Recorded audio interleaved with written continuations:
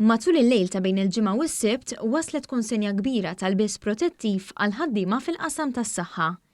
Il-Ministru Silvio Schembri qal li l-konsenja twaslet fl-ewwel titjira minn tmienja li qed torganizza l-Malta permezz ta' sħubija kollaborattiva mal-Qatar Airways.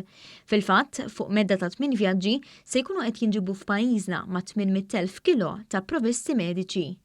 Id-Deputat Prim Ministru Ministru għas-Saħħa qal li l-imxija ġelet lil ħafna joqogħdu d-dar biex jipproteġu s-saħħa tagħhom u ta' qrabathom.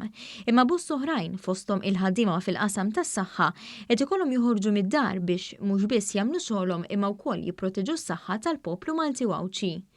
Ħaddiema li qed jaffaċċjaw pazjenti morda bil-coronavirus u għaldaqstant huwa essenzjali li jkollhom l-ilbies meħtieġ biex ikunu protetti huma u dawk l-aktar eżies għalihom.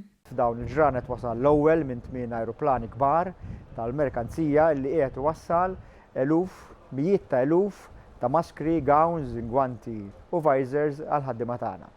Dan b'kollaborazzjoni mal-ħafna dipartimenti, inkluż id-Dipartiment tas-Saħħa u CPSU, inkluż l-Malta, inkluż il-Ministeru tal-Affarijiet Barranin u l-Ambaxxata ġewwa ċ-Ċina biex kollha flimkien irnexxielna wieħed mill-pajjiżi li rnexxielu ikollna biżżejjed il-Lbies Protettiv għall-ħaddiema tas-saħħa tagħna ħalli bekk ikomplu jieħdu ħsieb saħħitna lkoll.